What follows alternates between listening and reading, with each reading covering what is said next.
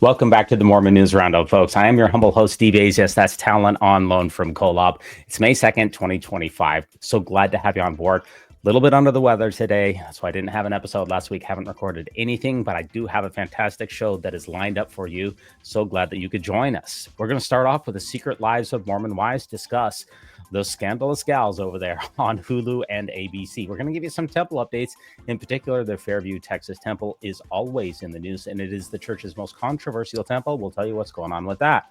The Pope's passing. Like I said, I didn't have an episode last week, so I've kind of got to backtrack just a little bit. This is going to be a 2-in-1, kind of 2 weeks in one sort of situation, and I'm going to give you a bunch of other tidbits while we're at it. Let's start off with those secret lives of Mormon wives. What's going on with those gals? Mormon wives, Jen Affleck reveals why she's stuck it out with her husband. Let's see what's going on. Jen, congratulations on season 2, but congratulations on baby number 3. Thank you so much. That's what we should be talking about. Yeah. Baby. Look at this beautiful belly. Thank you. How many weeks are you? 30.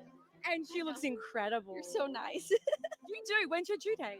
July 2nd. Oh my God, it's coming up. Yeah, Do you know if it's a girl or a boy? I don't know. Okay.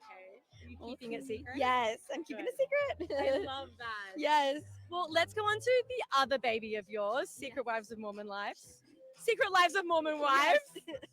I knew that was going to happen. Yes. Congratulations on season 2. I watched the trailer today. Oh my God. It's crazy. Drama. So much drama. I mean, I don't expect anything less from you girls. You know us. Yeah. We went crazy this last season. For sure. Obviously, season 1, we saw a bit of ups and downs with you and Zach. How are things going now? Because I saw in the trailer, you really worked through some of the issues that happened. Oh yeah. You'll see a lot of the ugliness during season 2, but we're in a way better place now through therapy and time and effort. So sorry. We're in a way better place, and I'm so grateful for everything we went through last year, truly. It was quite tumultuous. And I wanted to ask, obviously, everyone, when you go on television, everyone's going to give their opinion. Social media, you're a social media star, gave their opinion. How did it feel seeing kind of a lot of people hoping that it was the end for you and Zach? Oh, you know what? Like, everybody's got their own thing and their own, everyone's just projecting, what they've experienced. And I do think season 1 it triggered a lot of people, which I don't blame them. Triggered. But yeah, at the end of the day, I've got to choose what's best for me, and You I'm bet. not going to base my decision off of other people's. And No I'm way. confident in my Yeah. decision, and I truly feel like in order to make a relationship work, there's got to be effort on both ends, and that's what we're doing. So I love that. At the end of the day, it's your relationship. It's no one else's. yeah.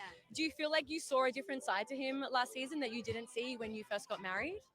Absolutely. I mean, he was the one pulling the weight for sure last season. I was such in a bad place mentally.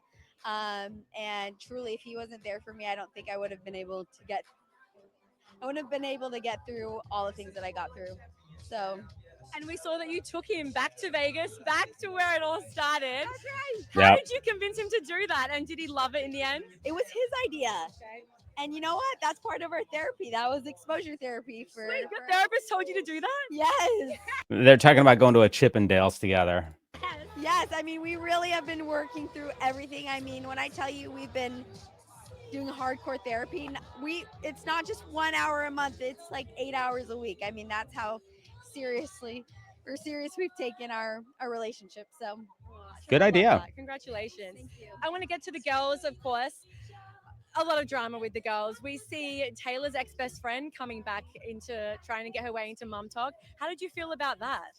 Oh, you know what? For me, like, I've always had great feelings towards Miranda. I wasn't too close to her before season 2, but I was fully supportive with her coming back. So There was a bit of talk in the trailer about it possibly being clout chasing. What do you say about that? Clout chasing. you know, at the end of the day, like, Mom Talk is also a business, and I can see that side. And you know what? She just owns it. And, she's just like, I'm here. And she was one of the OGs of Mom Talk. So, I mean, I don't blame her for coming back. There's always a lot of scandal that goes along with these absolutely incredible gals here, and they do bring the salacious content.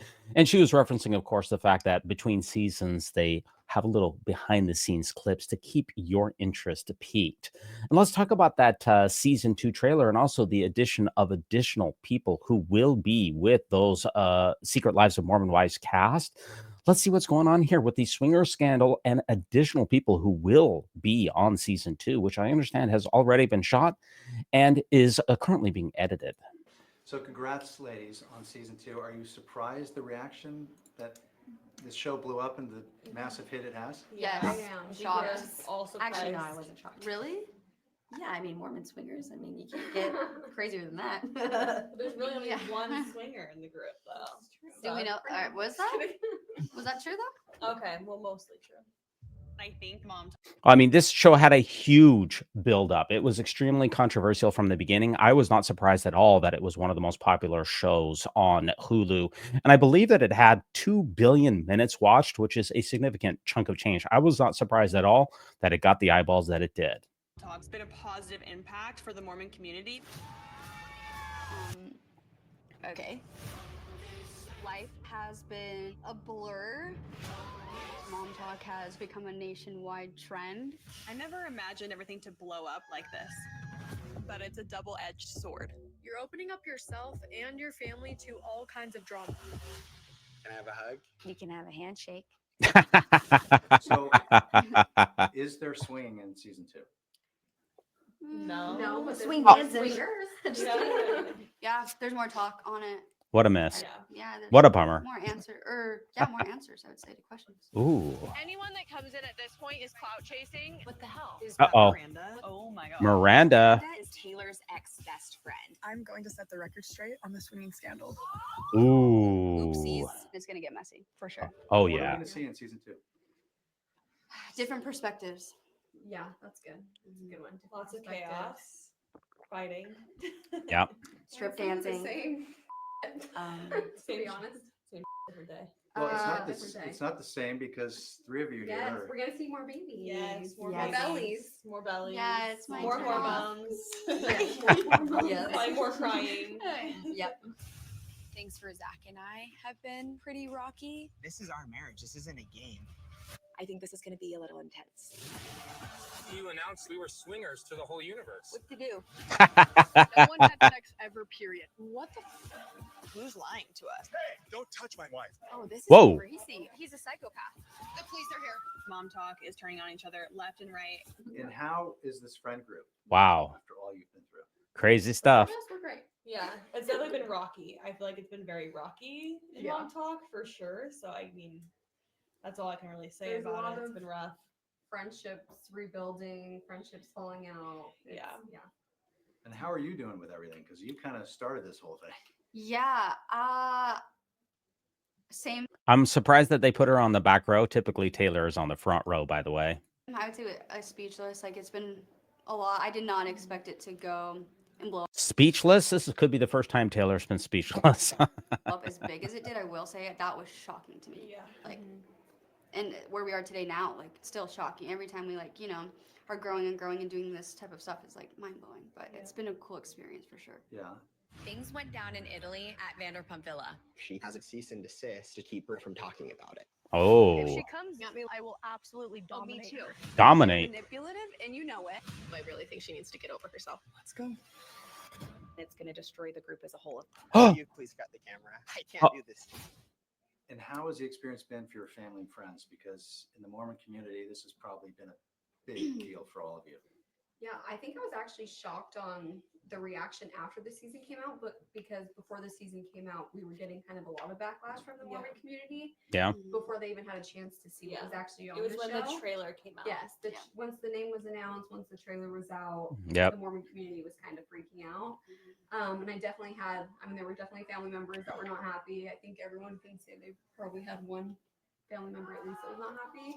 Oh, yeah. But I think after Many. the show came out, I think a lot of that anger settled Yeah. and people kind of took a lot more from it than they thought they would. I Really? feel like it was mostly like distant family members that are Yeah. like, what's the show? I'm not gonna watch it. My family was always very supportive. Yeah. Like, screw what the haters have to say. And my family's Mhm. really active Yeah. in Mormon church. So Oh. What? And so Define soft swinging so people understand what that is, because that launched this whole Take thing. it away, Taylor. Do tell. I Do still tell. don't fully understand, to be honest. I didn't come up with that term, so I will say that. Where But did you hear that term before you said it? someone told me that that's soft swing when I was Did you explaining Google it. Was it I don't know. But basically, where you do other things besides sex. So in swinging, you usually switch partners and you know full on. But we never did that. I would call us inexperienced. Okay, no, inexperienced people that opened their marriages, and we were kind of we were all like, for the most part Mormon. They didn't party, drink. My husband, for the first time at 29 years old, took his first drink. So like, you never did the stuff you do in college, where most people do. They're partying, right? Scandal. So when we opened that can of worms, everyone was like, "Oh my gosh, this is so fun! It's amazing! You're married 7 years deep, where you kind of get that 7-year itch." And so it was just, I think, really bad timing of that, and then mixing all that, it just blew up. So Yeah. And when you don't know what you're getting yourself into, it like was a very like short but fast thing that like led to just fire. Right. And was it fire for all of you guys? I mean, I think we all had like a The little after bit effect. just online. Yeah, I just would say online. I definitely had things being sent to me like, "Hey, are you a swinger?" Yeah. From again like distant family members, or my Yeah. sister would be like, "This person asked me if my sister was a swinger." We all I got don't- roped in, I think, Yeah, because for she sure. said mom talk. So, and then Yeah. everyone's like, "Oh my gosh, all of these moms who are doing Yeah. social media are swinging together." And we're like, "No, no, no." But at the end of the day, it's like, I knew I'm not a swinger, so I don't really care what you have to say. You can think all you want, but I know who I am. Right. So, Okay, give me the wrap. So really quick, season 2, tease it for me. What are we going to see? One of those swingers comes back, possibly. Or Yep. Just give me a tease. I think you're going to find, or I would say again, hormones, anger, again, the friendship fallouts, people finding their voice. yeah, people are a Mhm. lot more comfortable this season. So I feel like there's a Yes. lot more chaos and mess. Rules and guidelines. Perfect. Rules? See a season What 3? rules? Do we know? I guess We we'll are, find so. out. What? We just don't know when. We don't know when. And it's going to be a big Really? cast.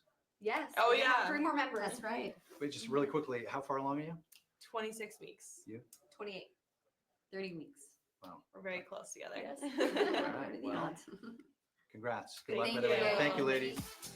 That's the first that I'd heard that we had an official season 3. I hadn't watched this clip in advance here, but season 3 is going to be coming down, huh? It's going to be dominating the headlines. I have 2 more Secret Lives of Mormon Wives clips for your enjoyment here. Let's talk about that season 2. Who is going to be the new faces? What is the buzz? What is the spin? One of the Mom Talk girls is allegedly separated and headed for divorce. Girls Camp podcast posted to her Instagram stories, "I have it on good authority that one of the Mom Talk moms is getting a divorce. Not the one we all wanted, though. I hate to do this to y'all, but I do know exactly who it allegedly is. It is not Jen Affleck." And that's what I'm assuming that the one we wanted to, though, was that portion. Now, we can go ahead and do some deductive reasoning that who's married and who's not. We know Everybody hates Jen's husband, man. out of everyone, it's Taylor and Layla who are not married at the moment. Mhm. And please don't be mad at me, but I'm not going to say who it allegedly is, even though I know, simply because if they haven't come forward saying that this is true and this is happening, I don't want to out that and put that for their family. What a tease. People can reconcile and change their minds. We know it's not Jen and Zach Affleck, so I will say that. Bet you could figure it out if you look at all of the recent posts and you notice that someone in particular has not been wearing their wedding ring or their wedding band. And she's not going to tell us, man. Come on. And I'm not, again, talking about Jen, who we know has been called out for that. Not Jen. So I'll also say that my knowledge of it is that they have not specifically decided they are getting a divorce, but they are separated at the moment. Allegedly. And also, I do not have pink eye. My allergies want me to suffer. And now I look like a cross-eyed, pink-eyed doofus. Anyway, maybe they'll work this out since it's still fairly private, but wonder who you think it is. What an absolute tease. This is sorry, folks. I didn't mean to waste your precious time. I do have one more Secret Lives of Mormon Wives teaser for you because this is a big show.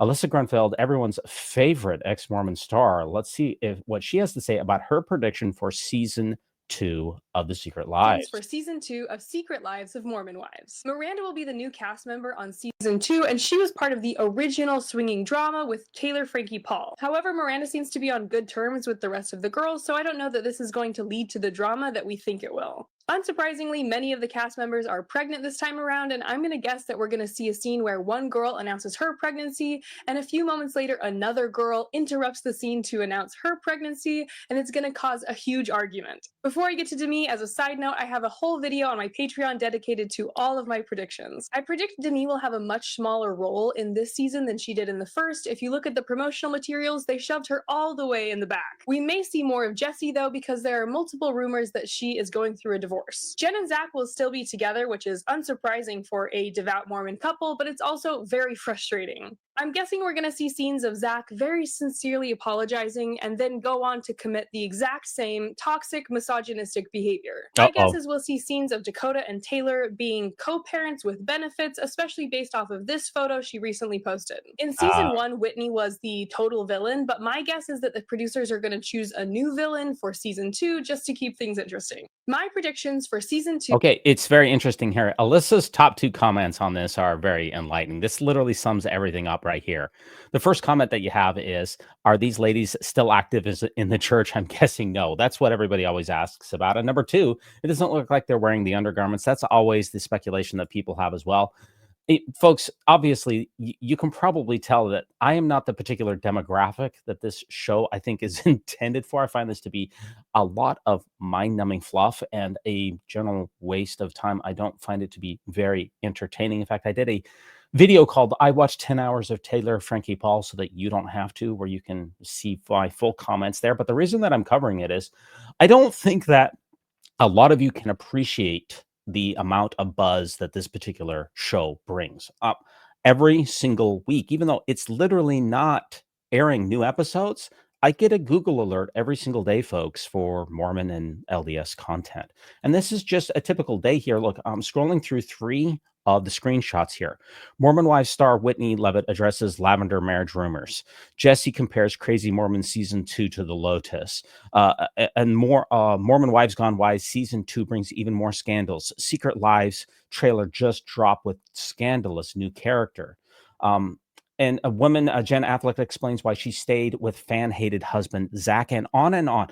I'm telling you, folks, that this is the #1 news story every single week of the Mormon News Roundup. It could just be this show because it accounts for, I don't know, the majority of the headlines, even though there was no new episodes and all there was a new trailer. So it cannot be undersold how important the Secret Lives of Mormon Wives are to the modern popular Mormon culture, which is one reason, and I did not put that into today's show, that the Salt Lake Tribune is starting a new podcast on pop culture in Mormonism, because this is just a demographic that a lot of shows don't cover.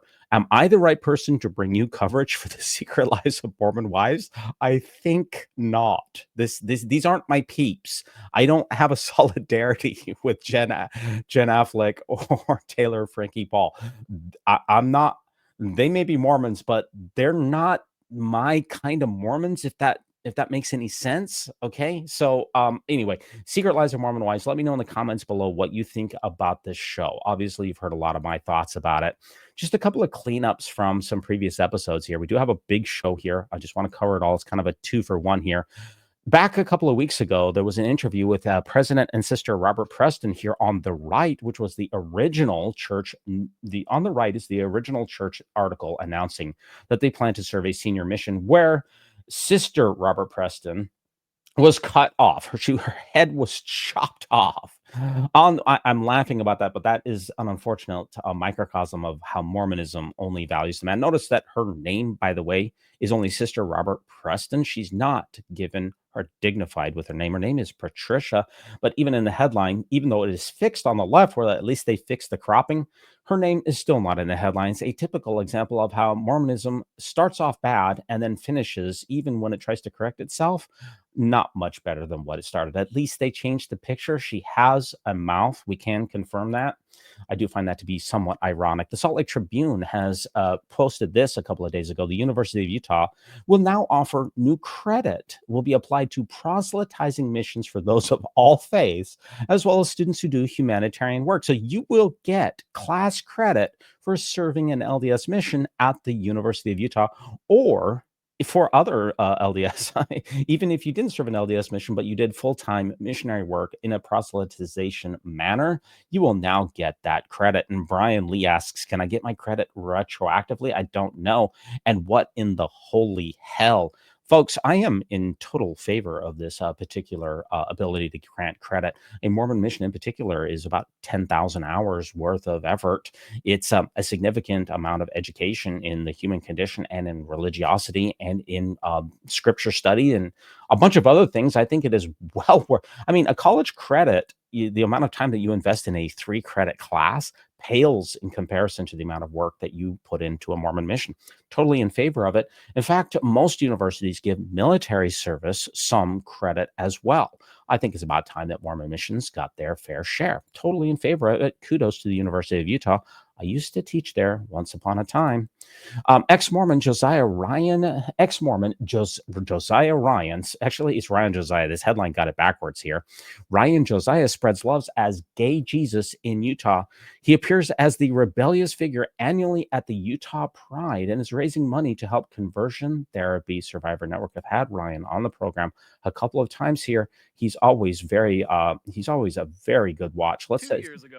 Let's hear what he has to say. I bought a $20 Jesus costume off of Amazon, and then when I was at the Utah Pride Parade, just slipped it over my clothes.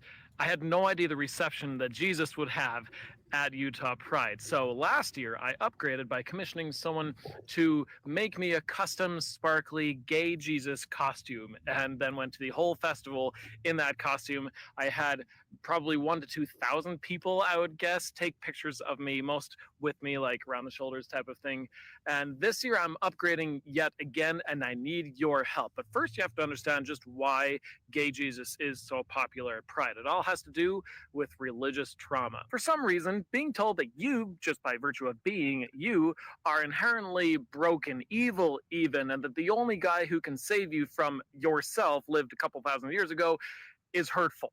Okay, that's true across the board, but it's especially true for the LGBTQ plus community. That's why everyone at Pride loves gay Jesus. In other words, the church hurt them, but Jesus was always supposed to represent love, right? Isn't that what Jesus is all about? So to have Jesus show up at this festival that's all about celebrating love, celebrating loving them even, that's healing somehow. I've had multiple people just break down in tears on my shoulder while hugging me, thanking me for cosplaying Jesus. It's the coolest experience. So this year, I'm not just upgrading my costume, which I'm adding a crown of thorns with dangling rubies as blood drops. I'm so excited, but I'm going to be there with other ex-Mormons and representatives of the Conversion Therapy Survivor Network, a really cool organization that does a lot of good for survivors of conversion therapy, a super harmful practice that to this day the LDS Church has yet to condemn. Keep in mind, it was not that long ago that BYU was doing electroshock therapy under They don't recommend it anymore, but they don't condemn it. the leadership of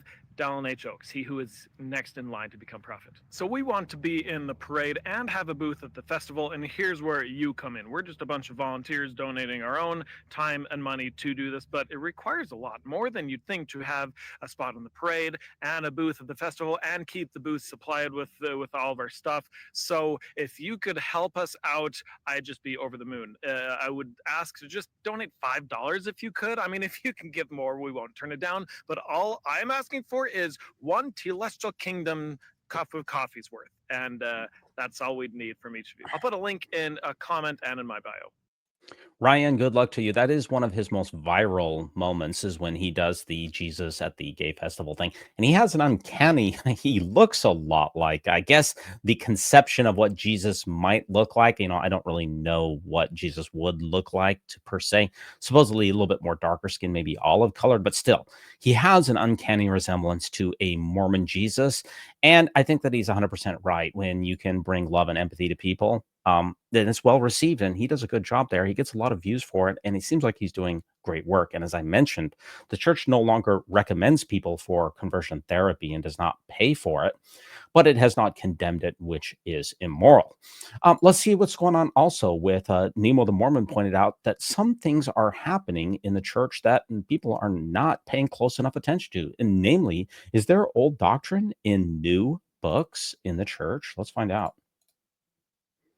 When I told you that the Mormon Church changed the introduction of the Book of Mormon in 2006 so that the phrase, "they are the principal ancestors of the American Indians," now reads, "they are among the ancestors of the American Indians," when it comes to the Lamanites. Many have postulated that this was done in response to DNA evidence that made the original position untenable. But Yeah. I've recently learned that they haven't made this change consistently in every language. Ah. It all started when a German individual reached out to say the copy of the Book of Mormon they were given by the missionaries, printed in 2023, contained the phrase, "Diese sind die Hauptvorfahren der amerikanische Indianer." Auf Whoa. English, the word Hauptvorfahren would be best translated as principal or main ancestors. And it's the Interesting. same for the German copy of the Book of Mormon that's in PDF form on the church's website. That one was printed in June 2011, 5 years after the narrative changed. So the claim that the Lamanites were the principal ancestors of the Native Americans, which the church abandoned in 2006 in English, remains in multiple places in German 17 years later in 2023 prints, which are being given to people 19 years after the narrative was first altered in English. But here's where it gets really odd.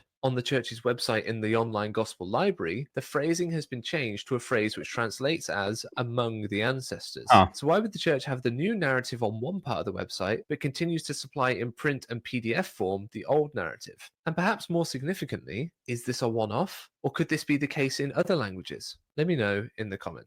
And that's a very good catch there by Nemo. The church is fond of trying to change doctrines, and it takes a long time to root out some of the old policies. We have a correlation department at the church, which is supposed to present a uniform theology and a uniform doctrine and principles of the church.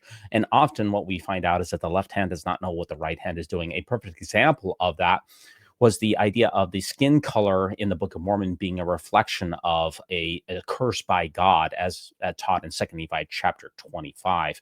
And that was still in the latest principle, latest iteration of the Come Follow Me manuals, even up until a couple of years ago, some of the harmful doctrines that were taught, in particular by Joseph Fielding Smith in, I believe it was Man, His Origin and Destinies, although it could have been Questions and Gospel Answers, where he talked about that it was basically a literal curse from God that turned the Lamanites filthy. That still found its way into manuals even after the church disavowed those particular teachings in 2014 in the Gospel Topics essays. Much more could be said about that. That's a good catch by Nemo, typical example of the church not exactly getting its ducks in a row. Now, we have a next large section here on the temple updates with the church, which are significant.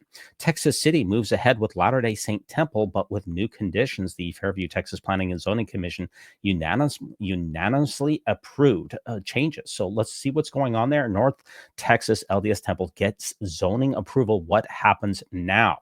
That's a very interesting. The issue will head to the Fairview Town Council after a year of back and forth on the issue.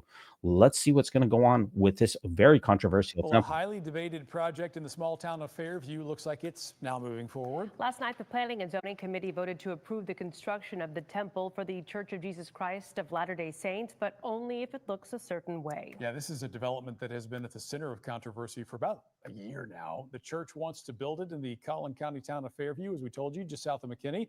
Our Sydney Persing was at that meeting last night. She brings us up to speed on what's next.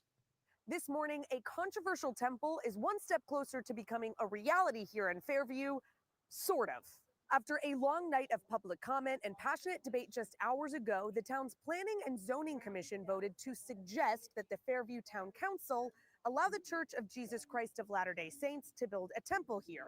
But Town Council will have the final say, and that suggestion was only approved under a series of significant conditions. You might remember last year the church proposed a large temple with a 174-foot spire, much larger than zoning here allows. The church required an exception, noting the spire's height has religious significance. Opponents, though, said the height would ruin the town's country feel and called it excessive. The church and the city have since gone back and forth. The church even filed a lawsuit at one point. Then there was mediation, and a revised plan, one with a shorter spire, was presented to the commission last night. But still, the commission was not satisfied, eventually voting to approve a permit for the temple and suggested to town council, but only if the church lowered the height of the spire even more, changed its name, adjusted several aspects of lighting, along with a handful of other conditions. Several residents who spoke in opposition to the plan felt heard.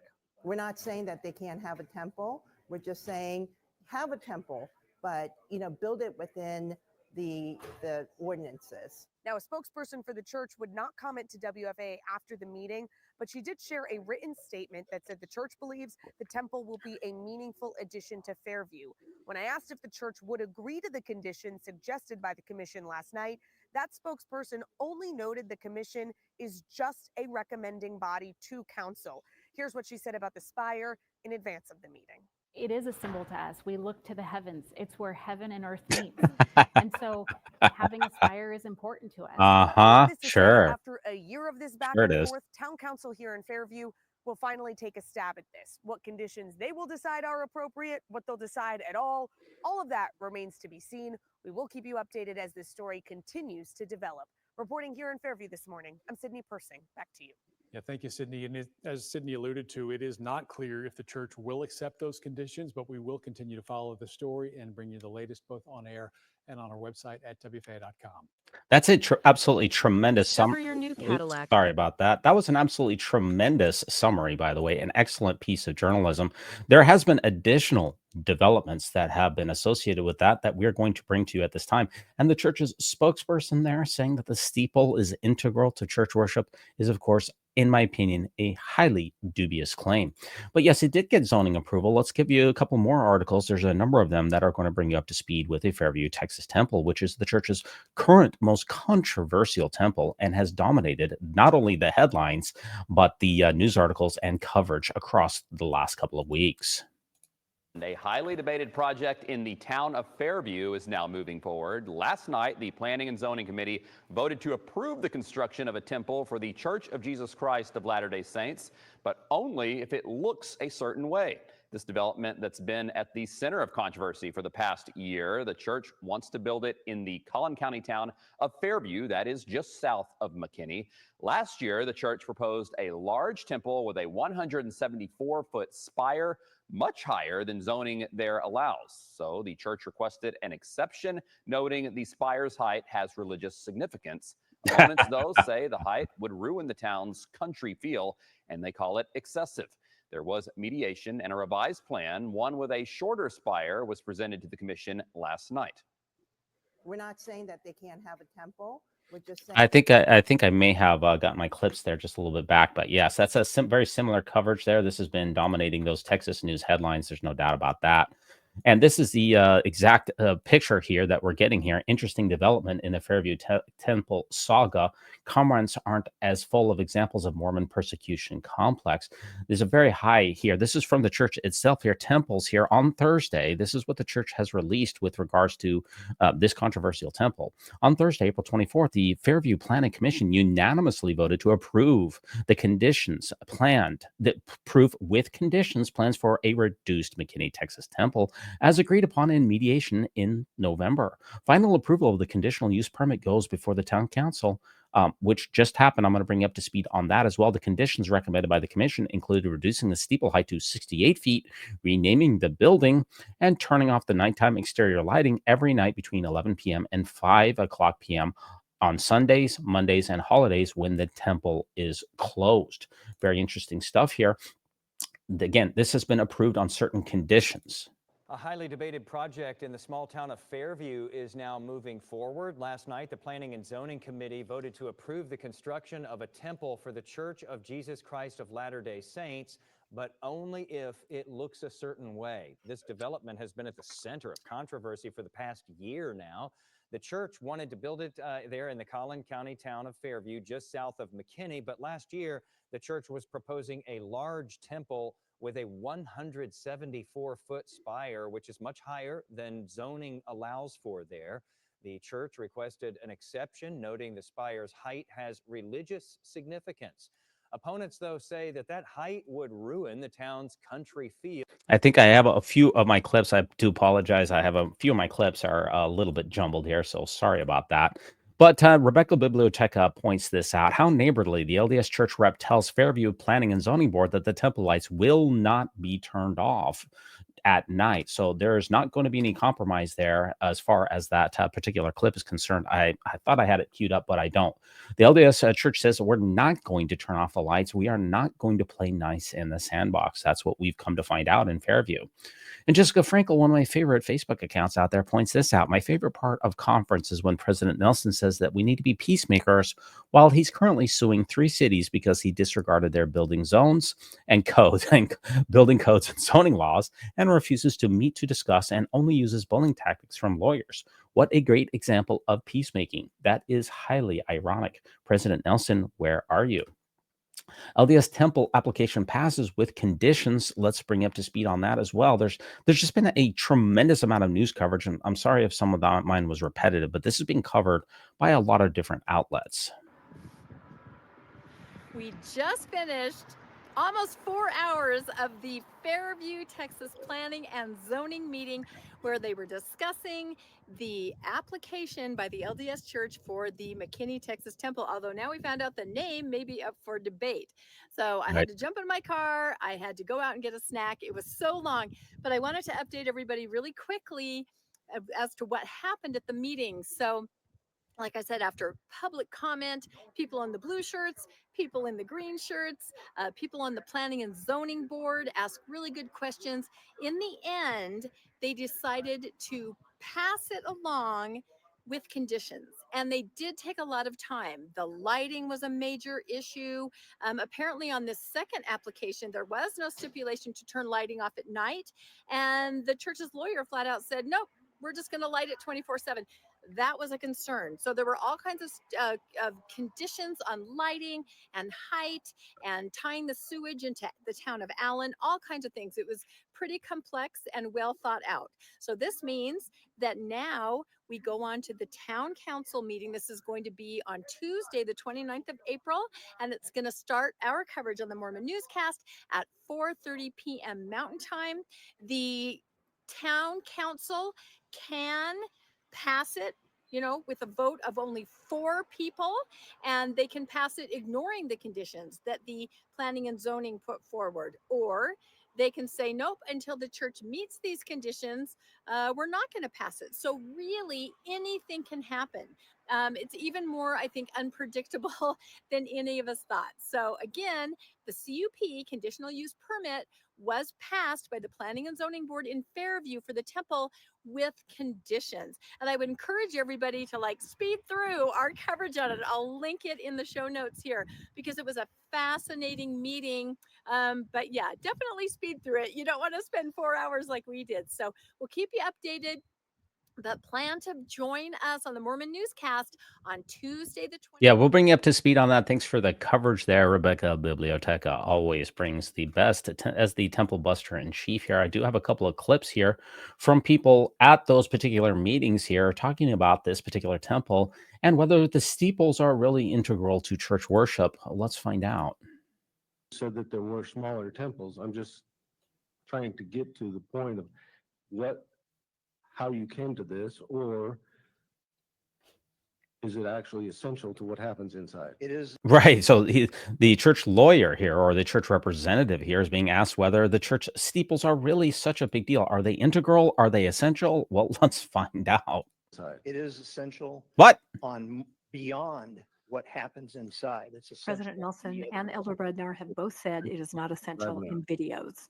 Yeah, driving up and beyond. It is essential for religious and spiritual reasons. Okay. That are What? important, Could you name critical to church. Yeah. Name So them. I was married in the Tucson Temple without a spire. I'm not married. A question. What's the maximum occupancy by Yeah, of course. This is a changing narrative, obviously, in Fairview, with them saying that temples, the steeples themselves, the height of the steeple, are an essential part of the church's worship purposes, and the church rep continues to double down on that. I have a couple other clips here as well. One more. Well, the North Texas town of Fairview has been going back and forth with the Church of Jesus Christ of Latter-day Saints for more than a year now. Today, the town council will weigh in on plans to build a new temple by the church. The Planning and Zoning Committee there voting to recommend construction only if the church met a series of conditions, including the look of its temple, the height of that spire. The town council does have final say on the matter. Their meeting tonight set for 7 p.m. Yeah, so I can't tell you how much coverage this has received. I'm trying to play and give Well, you the North Texas trying to give you a hint here of just how much coverage from many different news sources this particular temple has had. It has been absolutely extensive and extraordinary. We're trying to give you the latest in the Mormon news here that is receives the most significant amount of coverage. And well, not to spoiler alert here, but people are saying, how was it that it was approved anyway for this temple? Did the Lord himself shine down his countenance on this town council and soften their hearts? Some people are saying it's as a result of members fasting and prayers that finally we will have this giant Masonic esoteric castle rammed through this particular town. Was it fasting and prayer, or was it something else? The town council meeting in Fairview, Texas is over. The votes have been cast, and the LDS application to build the 120-foot LDS temple in Fairview, Texas passed 5-2. Now, as each person cast their vote, they definitely made some remarks and some statements that kind of indicated that they were not exactly happy with the way they were having to vote. Like I said, there were 2 votes that voted no, and they were also made very strong statements about why they were voting this way. Now, it's interesting because since then I have heard the sentiment, oh, fasting and prayer works. And of course, there were many letters sent out by state presidents, area reps, asking the LDS members to fast and to pray. Hearts would be softened, doors would be open, miracles would happen. And I've heard people saying or posting, oh, the fasting and prayer worked. I just want to be clear. This is not the result of fasting and prayer. Prove it. This is the result of billions of dollars, Oh. teams of lawyers, intimidation tactics, Yeah. threatening people by calling them religious bigots, threatening to sue almost out of the gate. Really? Not fasting and prayer. Oh. It's the result of a corporation Mm. that is posing as a church that has no shame. Wow. Let me know what you think in the comments. What a takedown. I always thought that she was nice, but it doesn't sound she's not sounding very nice in that particular clip. Boy. But she's 100% spot on here. And yeah, they have approved the temple here. This is another article that I could share to you with the shortened spire here. Just a couple of last quick ones. I told you this coverage is extensive. Thanks so much, Jobin. Now to a highly debated project in Collin County. It is moving forward. The Planning and Zoning Committee approved the construction of a temple for the Church of Jesus Christ of Latter-day Saints, but only if it looks a certain way. This development has been at the center of controversy for the past year. The church wants to build it in the town of Fairview, just south of McKinney. Last year, the church proposed a large temple with a 174-foot spire, much higher than... Yeah, I do have some of my clips here just a little bit mixed up here. We'll skip you through this one, which is very similar. These coverages are pretty similar here. But yep, we are still on track here with the McKinney Temple, Texas temple. After all of that machination, after all of the pain and the suffering, we are, it has been approved. It is moving forward. We will see and continue to cover that here on the Mormon News Roundup. Let me know in the comments below your thoughts about this particular temple. People accuse me of saying, well, just because this is, I don't know, this is a bad look for the church, that we're going to cover it and make it more than what it is. Let me assure you that this, I've proven, I think, or shown you beyond all reasonable consideration, how much media interest this is generating in Texas and really throughout the United States and even across the pond as well. This is the church's most controversial temple, and the questions that it brings up are very, very important. Now, a couple of other temples here that the church is pushing through as well here. This caught my eye here. Latter-day Saints file a $7.5 million permit for the Jacksonville temple, marking major development step. That's an extraordinary amount of money for a temple. I was thinking about that, and I am a small businessman, and I was thinking, does that sound reasonable to you to have a $7.5 million permit for a single building? That seems, when I very first saw that, I said, that seems pretty high. That would make it very difficult for someone or any business or small business person in particular to be able to file permitting. I have to have permitting with my business, and it's very, very expensive already. Is this an idea of the government running amok and just charging people too much money?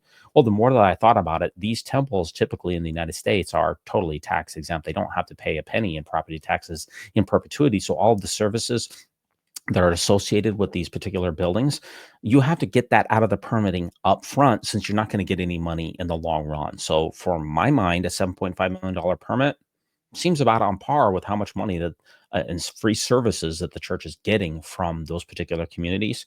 I have no problem with it whatsoever. The more that I've thought about it, the church has also completed its first temple in East Africa, located in Nairobi, Kenya. You can take a look at that right now. If you're listening to this on Apple Podcasts, of course, the visual version of this is on YouTube every Sunday night at 9:30 p.m. Eastern Standard Time. Other temple controversies, including challenging the Las Vegas LDS Temple. A group petitions the Nevada Supreme Court here. A coalition of residents has challenged the Church of Jesus Christ of Latter-day Saints in Las Vegas. This is a civil case, and there's a possibility of a settlement, wrote attorney Evan Schwab in the filing. This is, of course, they're filing on behalf of these, shall we say, disgruntled or concerned residents. A hearing has not been scheduled. Schwab and the church did not immediately respond to messages seeking comment. The city said it does not comment on pending litigation. I do apologize if I do have that attorney there backwards.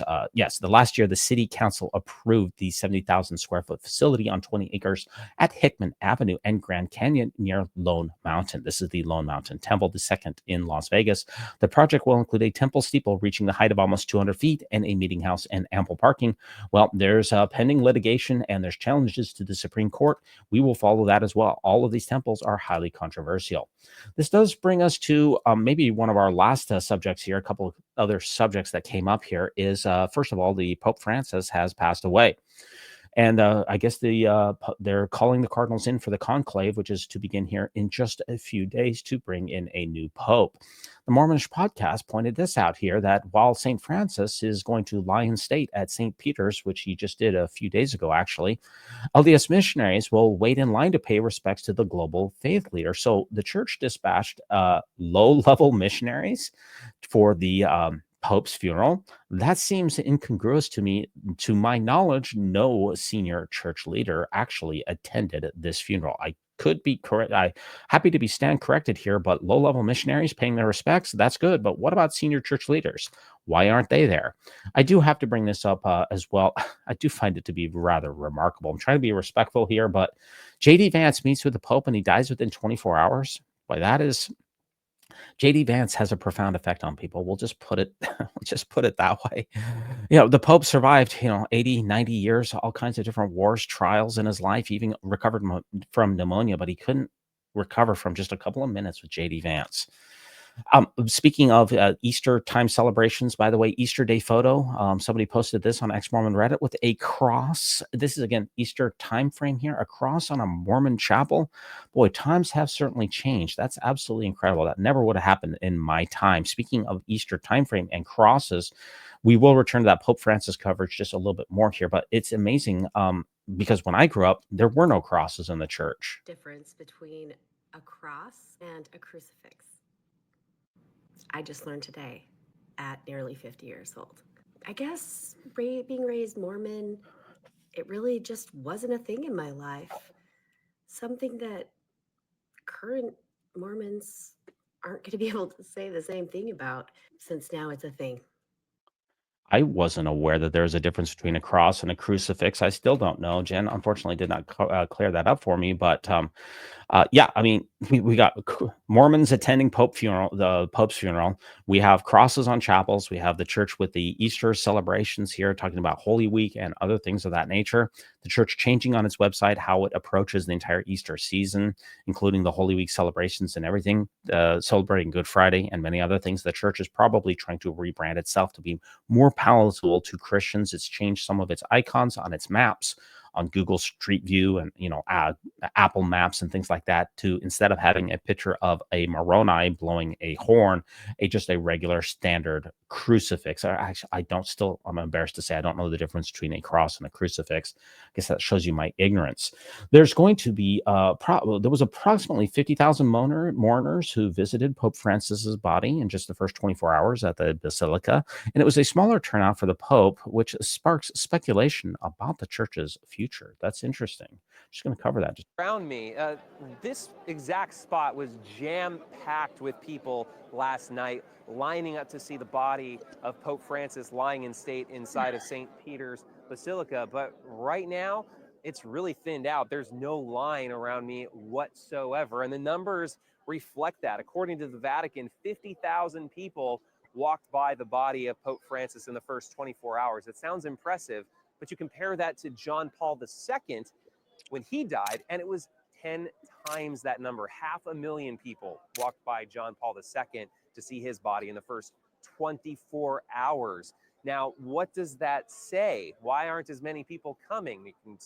You can wonder why. I mean, John Paul II was this victorious pope, seen as being a conqueror of communism. Also, he was Polish, and so many of his supporters were from nearby Poland. They could come here by bus, whereas Francis, he was Argentinian, and he was serving people in the periphery. And these are people who, by very definition, are further away, and it's harder for them to come out here. There are a lot of reasons to suspect why this might be the case. But the big question is, what kind of impact is it going to have on the conclave? That's the process by which cardinals decide who the next pope is going to be. Are they going to look around at these numbers and the fact that people just aren't lining up in the same way to see Pope Francis as they did? Yeah, take a look around me. That's a good point. I hadn't watched that clip in advance. That's an interesting comparison. Hard to know. It was amazing. It was a couple of days before Pope Francis passed away is when I actually watched Conclave, the hit series here for the first time. It is a great movie. On April 20th, there was about 1.8 streaming minutes. I think I watched it at around April 16th. I guess you could just call it, maybe my priesthood discernment still is working since I was able to get in advance of it. Fantastic movie, very interesting, shows the incredible patriarchal dynamics of the Catholic Church. And then afterwards, 6.9 million people have watched it. Very interesting to see a compare and contrast between the Mormon Church's last man standing philosophy, meaning whoever is still alive for the longest is the next one who's crowned, and made the king of the Mormon Empire and the president of the church, versus the Catholic, which is more of an egalitarian approach. And whereas it is capped on 80 years old, you cannot become the new pope if you're over 80. Well, you will never in the Mormon Church have a new prophet who's under the age of 90 going forward in the future.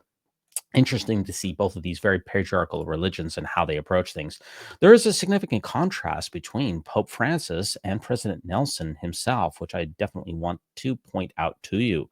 Pope Francis washes and kisses the feet of 12 women inmates inside of a Rebibia prison in the outskirts of Rome on Holy Thursday, March 28th, 2024, a ritual meant to emphasize his vocation of service and humility.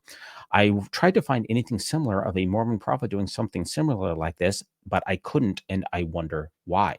I do find that to be a remarkable contrast, is that Pope Francis was much more of a man of the people and willing to mix it up with people of all races and ethnicities and socioeconomic status. He seemed to be a person who was particularly concerned with the poor, as per the fact that he chose the name Francis, right? Saint Francis, who gave up his riches and served with the poor, as I recall. Not an expert on my Catholic saints by any stretch of the imagination, but yes, there is a significant contrast. President Nelson has never appeared in any situation like that in a prison or ministering to people in a personal way. And that is certainly a missed opportunity as far as I'm concerned. We also have this. This is from Ex-Mormon Reddit. They said, Rusty would never. On the subject of the Pope, I'm ashamed to say I've never taken the time to learn much about him until now.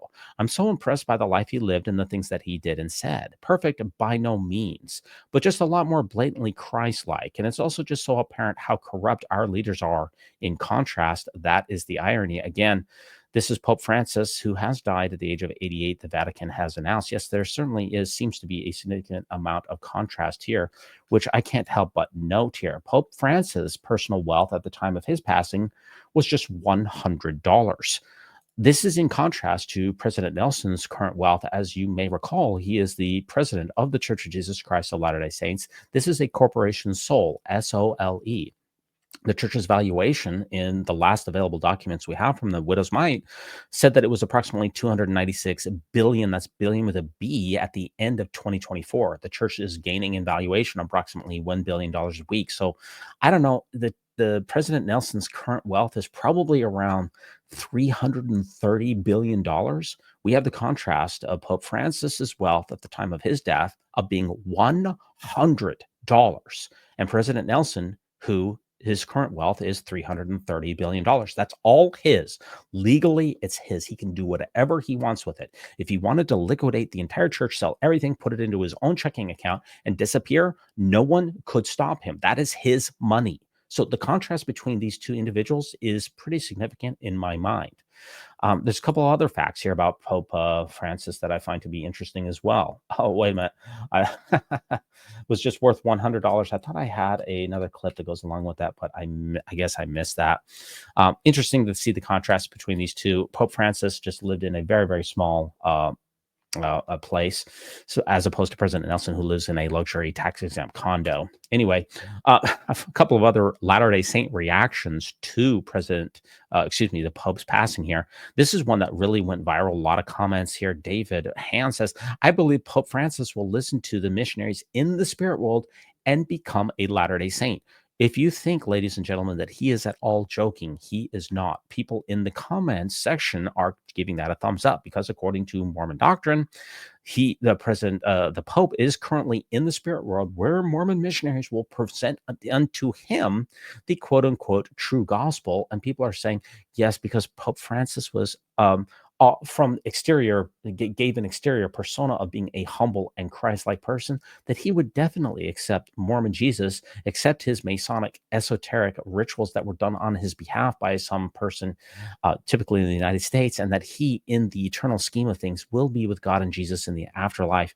This is really one of the most ridiculous takes, and quite frankly, I used to believe this same type of stuff here. Most of the people in the comment section, this is from a true believing Latter-day Saint, are in total solidarity that the Pope is actually a Mormon as we speak right now. Here's those comments. On my 2-year mission to Spain, I had 0 Catholic converts. I'm trying to get one finally. This is the original poster here. This is the futility, by the way, of Mormonism on display here. 2-year mission to Spain, 0 Catholic converts. Mormonism and Catholicism are not great bedfellows when it comes to conversions. Typically, a lot of Mormon converts come from backslid Protestants. That's who the Mormon Church is really trying to target here. And somebody posted this, just a couple of responses. This is truly the stupidest thing I've ever seen you post. Not only is it stupid, it is utterly insensitive to say at least goodbye. Why would he have to do that? That's a good question. According to Mormonism, Pope Francis will not be in heaven unless he accepts a Mormon Jesus into his heart. Typical arguments that go back and forth. This is how religion wastes time and people's lives. A couple of other Easter thoughts here from Nemo the Mormon. He's going to weigh in here on the Pope and Mormonism himself. If I can get it to play. Sadly passed away at the age of 88. The official Instagram account of the Mormon Church posted a picture of him and Russell M. Nelson expressing their condolences at his passing. Now, those who have seen the recent film Conclave will be broadly aware of what will happen over the next few weeks to select a new pope. But with Russell M. Nelson being 100 years old, many of you may be less aware of what will happen if he passes away. Yeah, I said if. To my knowledge, he's never passed away before, so I guess we don't know if he can or not. What? But if he does, Dan and 8 Jokes will almost certainly be the next selected to be the prophet of the Mormon Church, as he is the longest serving member of the church's top leadership after Russell M. Nelson. No white smoke, no conclave, no fuss. Dan and 8 Jokes will, more likely than not, become the 18th president of the Mormon Church. Because in the leadership of the Mormon Church, all you have to do is not die to be the longest serving to then get your turn at the top. That's how the Mormon Church has ended up with a leader who's 100 years old and their top 3 leaders having a combined age of 283. Is it perhaps time for a reform? Introducing a retirement age for apostles? After all, no one over the age of 80 will be considered eligible to be the next pope. Let me know what you think in the comments.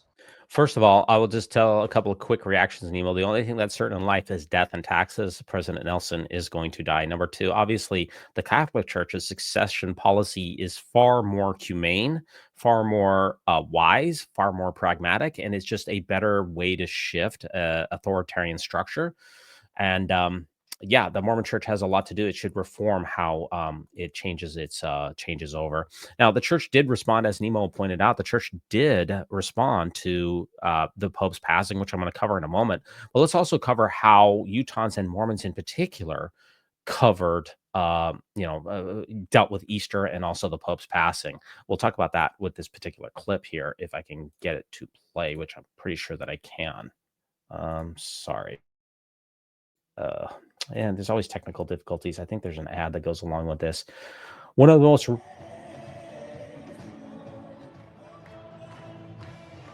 Hundreds of people pack into the Huntsman Center at the U for their non-denominational Christian Easter service as parishioners pack into local churches on this holiday weekend. Hello, I'm Fox 13 News anchor Amy Nay here in downtown Salt Lake City, taking a look at some of the latest numbers when it comes to religion, not only here in Utah, but all across the country. And the numbers show that more and more people are considering themselves unaffiliated when it comes to religion. I know that I'm not anymore. I grew up Jewish, but I'm not really affiliated in any religion now. Both of us grew up religious. Neither of us are religious anymore. Michael and Maddie were spending this Easter Sunday on a walk with their dog at Memory Grove. They say the nationwide numbers on religion ring true with their experience. According to the Pew Research Center, last year in Utah, 63% of adults identified as Christian. Of that, 50% said they were LDS, about 9% Protestant, and about 4% Catholic. 34% said they identified as religiously unaffiliated, a number that's been growing, with the largest group of people falling away age 18 to 30. We just woke up this morning and went to church. Logan is a student at the University of Utah, Honestly, like a lot of my friends, at least the people I'm around, do go to church a lot. but believes they're in the minority on campus. I kind of see that, yeah. I do think that a lot of college students have a hard time getting to churches and stuff just because of transportation. Fellow student Jacob says he knows not a lot of their peers, for one reason or another, no longer attend the church they may have grown up going to. A lot of people are trying to get out there, especially on Easter, and kind of just show their faith. They poured in this Easter Sunday at the Wells special Easter services. A lot of people have what we call church hurt. The non-denominational Christian group hosted this special event that drew bigger crowds than many of them expected. I just got a message saying we opened the upper bowl.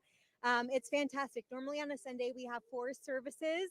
We wanted all of our family to be under one roof today, so we rented out the Huntsman Center, and we're just going to find ways to squeeze people in. Speaking to us on behalf of the church's Next Steps, who welcome first-timers. We say, come as you are. We're not going to be perfect either, but we are saved by grace. We're seeing a lot of college students who are wanting to do something different in life, something bigger. Yes, very much so. Very often now. Deborah Hanley says there are a number of people here who, like her, don't want to be a part of a particular religion any longer, but still wanted a connection with God. I'm just very happy where I'm at. And this church here has brought me so much. And I just never thought I would find the Lord like I have. Deborah grew up LDS, but left the church in recent years looking for something different. Morning declaration. These more non-traditional options are growing. We just got a new building, and we're probably going to outgrow that one pretty soon too. Crowds pouring into the historic Presbyterian and Catholic churches on Salt Lake City's South Temple. Easter is a very important day to everyone because it's the day that the Lord rose from the dead. Johnny Murray from Salt Lake says he sees people falling away, but wants everyone to know they can always come back. We all want to come together and just and unite and be together. It's just one big happy family. Nationwide, the Pew Research Center shows nearly 36% identify as Protestant, Uh-huh. 29% Catholic, 2% LDS, and 29% say they're religiously unaffiliated. Wow. Pray for the ones that hurt you, and you pray for the ones that that you want to join that circle. According to the latest numbers from the Pew Research Center, 63% of Americans identify as Christian, but they say if these current trends continue over the next couple decades, that number will be less than half. Yep. Reporting in downtown Salt Lake, Amy.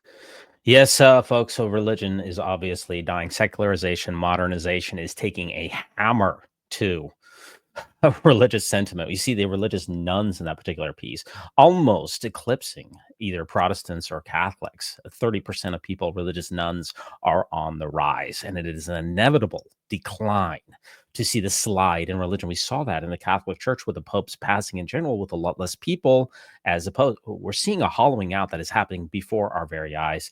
And I am absolutely no exception to that. A couple of other articles here that I think were interesting here.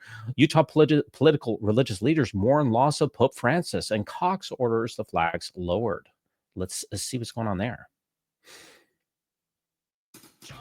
And naturally, I do have an ad that goes along with that. In the hours following the death of Pope Francis, Utah political and religious leaders are sharing their condolences and remembering a man who broke norms around the world. Governor Spencer Cox announced Monday evening that flags at all state facilities will be lowered to half staff in recognition of the Pope's passing. They will remain at half staff until sunset after he's buried. Cox invited private citizens and businesses to do the same. Let's cue this one up for you too. As the world mourns the death of Pope Francis, we had the chance to talk to some local folks who have a connection to the papacy about what his passing means to them. I'm Fox 13's Robin O'Guinier. One person I spoke with is a familiar face to everyone here in Utah. The other was literally en route to Rome to see the Pope when he heard the news he had died. We feel like we are orphans, that we have lost our Holy Father. And of course, all Catholics around the world are mourning the death of the Holy Father. Father Gustavo Vidal is a priest with the Diocese of Salt Lake City at St. Rose of Lima in Layton. We talked to him as he was on a layover in Amsterdam on his way to Rome for a saint canonization, the act of granting sainthood to a deceased person. But that decree must come from a pope. The canonization mass has been canceled because, of course, the Holy Father has to be there present for the canonization mass. The funeral, we don't know anything about it yet. So the Vatican is still working out the details for the funeral. And so we don't know as yet when and what time the funeral is going to be. Well, it's humbling. It was interesting to be there. The former Utah Governor Gary Herbert talked to me about his meeting with Pope Francis. He was in Italy on a trade mission just 3 months after LDS President Russell M. Nelson met with the pontiff. He came up to see Jeanette and I. We were at a certain specified location that he came up, and his greetings to me were, "You're that couple from that Mormon city." And we said, "Yes, we are." And the two didn't come empty-handed. My wife, we have a picture of her presenting to him a gift. And, you know, what do you give the Pope? You know, it's kind of a hard thing to decide to do. But I have a foster brother who's a full-blooded Navajo, and we gave him some Native American Navajo pottery. We gave him as a gift. He seemed to be very appreciative of that gift. And we chatted some more. He says, "Would you pray for me?" He'd been praying for everybody else during the day. He gets commonly asked to say, "Will you pray for me?" And he asked us, Jeanette and I, "Would you pray for me as the Pope?" And we said we would add him to our prayer roll, and we have and did. His takeaway from the Pope? Despite being of two different faiths, we are more alike than we are different. We just believed in the concept of our Heavenly Father, and we are his children. That means you and I we're all brothers and sisters. And maybe if we understood the fatherhood of God and the brotherhood of men and women, maybe we would treat each other just a little bit better. I'd like to think that we would. And I think for us to meet with the Pope, that was kind of the message we had. And we came away feeling inspired and uplifted. Now Catholics around the world await the election of a new Pope, many praying for whomever that might be. We will pray also that the new Pope that is going to be elected in the Catholic Church will be the one that the Church needs at this moment in history. I was a big fan. I was a pretty good fan of Governor Herbert, by the way. I'm not giving you any wonderful analysis here, and I do apologize for that. But I'm just giving it to you like I see it here. The First Presidency, just a couple of days ago, did offer condolences on the passing of His Holiness, Pope Francis. You can see a picture here of Pope Francis with Russell Nelson here. When Russell Nelson took over as the new prophet at the beginning of 2018 2019 timeframe, one of his first orders of business was to go on a world tour, and that was basically one of the last times that he really left the state of Utah. President Nelson has not left the state of Utah except for one time for a weekend trip to Washington, D.C. since 2020. So this is a picture, I believe, at the late 2019. I'd have to double check my facts here, but yes, these two have met before. The First Presidency released the following statement: "We join the world in mourning the passing of His Holiness Pope Francis. His courageous and compassionate leadership has blessed countless lives. We expend our heartfelt condolences to all who looked to him for inspiration and counsel.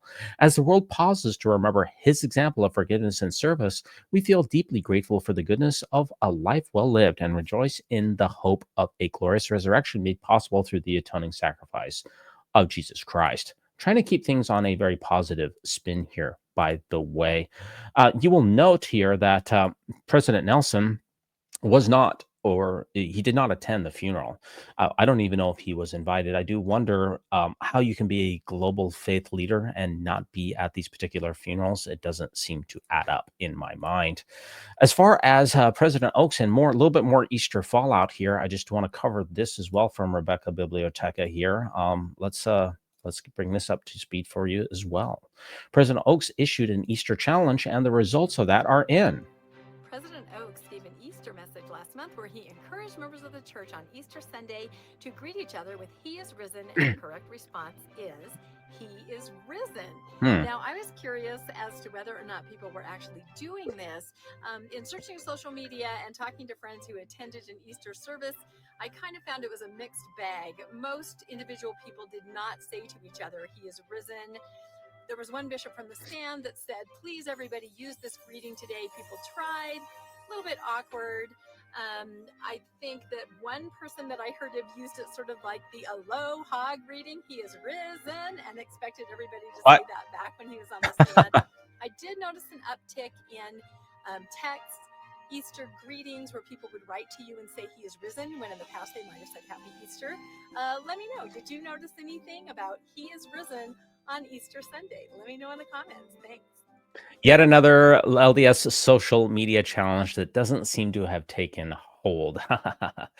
I discussed in my last podcast some significant thoughts about the nature of the evidence of Jesus's supposed resurrection and how it will, unless we get new information, forever not be sufficient in order to rationally conclude that he rose from the dead. A couple of other Latter-day Saint reactions here. I want to get you one from one of my favorite spin doctors in chief here, Kristen Walker Smith here. Is going to talk about the Pope's passing. What has she got to We say? heard the sad news that Pope Francis died and a new Pope is about to be chosen. But how does this work, and is it similar to the LDS prophetic succession? So, first of all, let's get some terms straight. The Pope is similar to the LDS prophet in that he is the principal leader of the Catholic Church. But the Catholic Church also has cardinals who are kind of like apostles. They're high-ranking officials in the church. Yeah. These cardinals are appointed by the Pope, and they serve as his advisors, and they help the Pope in governing the church. But here's where things really differ. Uh-huh. In the LDS Church, when the prophet dies, the next most senior apostle becomes the prophet. There's no question about it. And for clarification, seniority is based on when you were called as a member of the Quorum of the 12, not by age. So if President Nelson were to die, we know that President Oaks would be the next prophet based on when he was called into the 12. But in the Catholic Church, who the next pope is a matter of vote by the cardinals. So now that the pope has died, all eligible cardinals under the age of 80 are going to be gathering to Rome for a secret conclave. They're sequestered at the Vatican in total secrecy until a new pope is chosen. Yeah. So the cardinals in the conclave hold votes on who the next pope should be until a 2/3 majority agrees. With each vote they hold, they send smoke up the Sistine Chapel's chimney. Black means that no pope has been chosen, and white means one has. Wait a minute. I thought that they had changed that. Now they weren't going to do the smoke thing. I could be wrong about that, but I thought they got rid of that. And then the winning candidate is asked if he accepts the election as pope and what papal name he chooses. So you've probably heard this. Okay, that's about it on that. Thanks, Kristen, for bringing us up to speed here. This is probably one of my best reactions here from Paul Douglas, who has a really, really great Facebook account. And he talked about the Pope's passing here, and I just want to read his statement in totality to you. As the world mourns Pope Francis's passing, my mind travels to comparing the life of the leader of the 1.4 billion member Catholic Church and head of the relatively small Church of Jesus Christ of Latter-day Saints, commonly known as the Mormons. Following the example of Christ and the apostles, Pope Francis lived humbly, renouncing any luxury or even wages from the church. Yes, I believe that he did not take a salary. Mormon Church President Russell Nelson, as well as his apostles by comparison, live in the lap of luxury, taking hundreds of thousands of dollars each year from their members, in addition to enjoying lavish tax-free benefits for themselves and their families. Pope Francis cared for the poor and those in prison. There's not much ambiguity in the Pope's words. Quote, feed the hungry and care for those who have nothing. Remember those in prison, end quote. During a recent visit to Naples, he joined 90 prison inmates for lunch, including 10 from the ward, which houses those who are gay, transgender, or have HIV/AIDS. President Nelson does not visit the homeless nor those in prison. Indeed, like his apostles, he preaches that if the poor have to choose between feeding their families and paying 10% tithing to the Mormon Church, they should pay the tithing.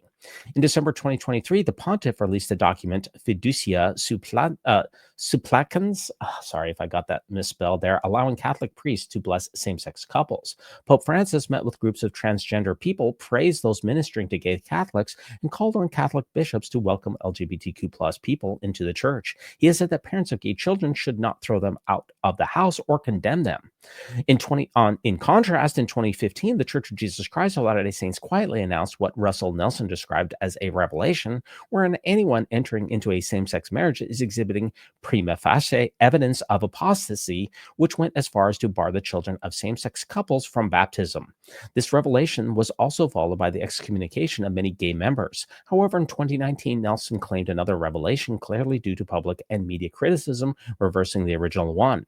Dallin Oaks, second banana in the Mormon Church, has expressed his belief about gay family members. Quote, I can also imagine some visits, but don't expect them to stay overnight. Don't expect to be a lengthy house guest. Don't expect us to take you out and improve. Sorry. Don't expect us to take you out and introduce you to our friends or deal with you in any public situation that would imply our approval of your partnership. Russell Nelson could learn a thing from Francis's life. That I can't pronounce that one. I should have checked this before I put it out here. Being a good man is something you do, not something you are. I didn't do justice to Paul's particular memoir here, but he's pointing out a significant amount of contrast between President Nelson and Pope Francis. A couple of other reactions here where I'm going to give you a full in-depth coverage of this, maybe too much coverage. In Utah, when the Pope's death was announced in different media outlets, there always seemed to be an accompanying mention and picture of the Pope's photo op with President Nelson back from 2019.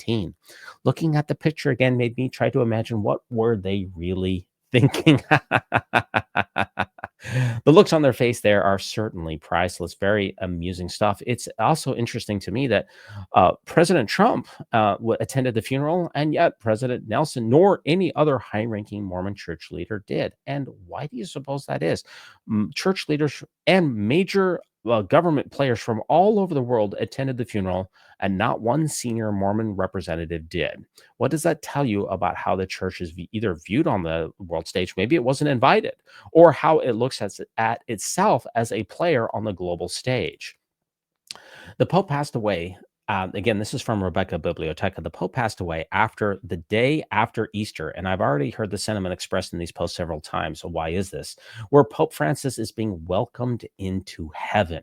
The first thing that you need to know here, according to the picture, is that the Mormons were right. And, I'm sorry if my slides are a little out of order. I have been under the weather, and maybe they could have been in a better order here.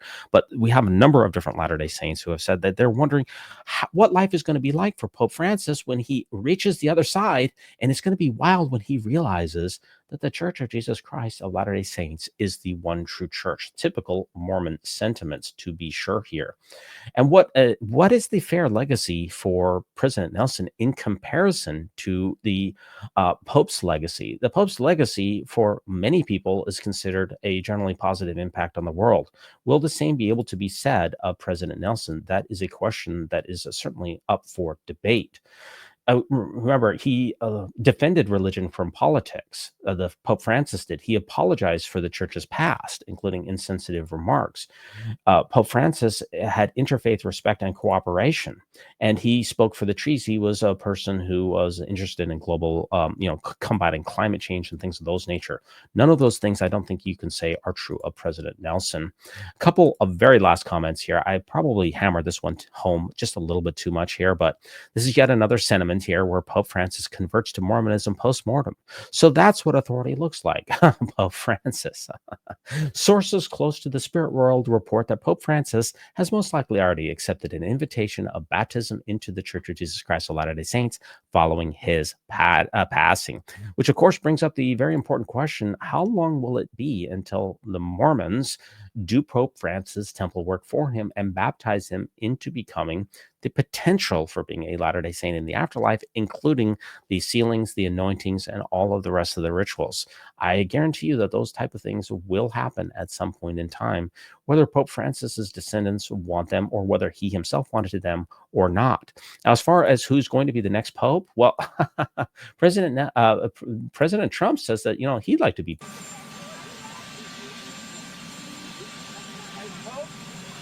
I'd like to be Pope. That would be my number one choice.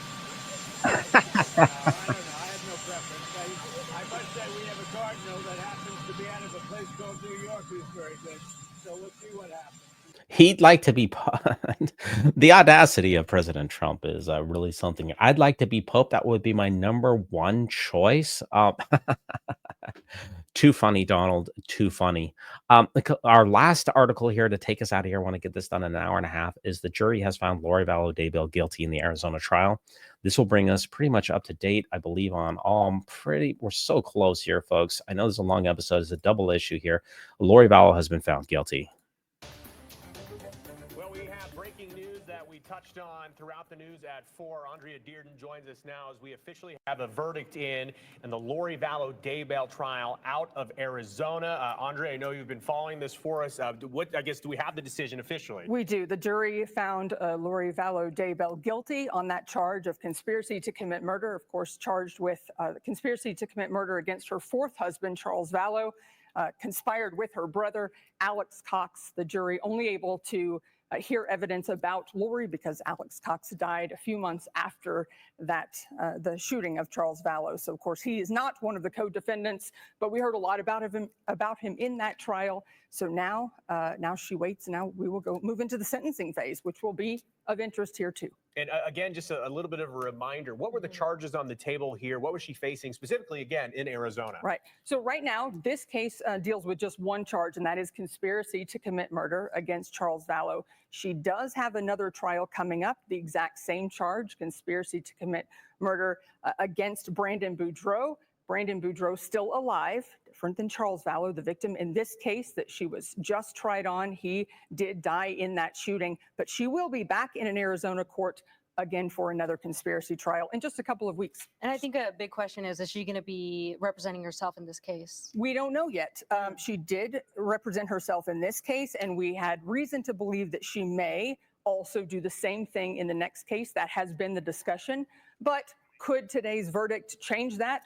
That remains to be seen, and of course we'll keep an eye on that and should get some information as they start planning that process. She will let the court know whether she will represent herself or not. Again, Lori Vallow Daybell guilty on the murder conspiracy charge out of Arizona. We are going to take a real quick break, but we will have What an absolute disaster. I cannot believe that. Yeah, so Lori Vallow guilty.